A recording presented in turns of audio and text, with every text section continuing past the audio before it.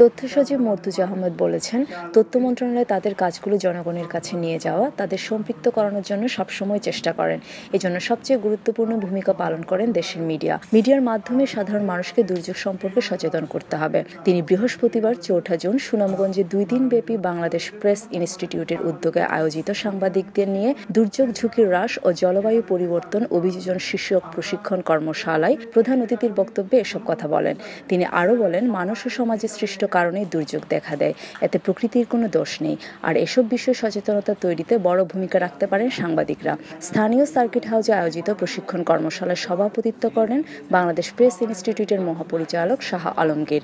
কর্মশালায় বক্তব্য রাখেন দুর্যোগ ও ত্রাণ মন্ত্রণালয়ের অতিরিক্ত সচিব মোহাম্মদ আব্দুল কাইয়ুম, সুনামগঞ্জের জেলা প্রশাসক শেখ রফিকুল ইসলাম, সাংবাদিক শেরগুল আহমেদ, পঙ্কজ কান্তি দে। প্রশিক্ষণ কর্মশালায় জেলায় কর্মরত ৩৬ জন প্রিন্ট ও ইলেকট্রনিক্স মিডিয়ার সাংবাদিকরা অংশগ্রহণ করেন।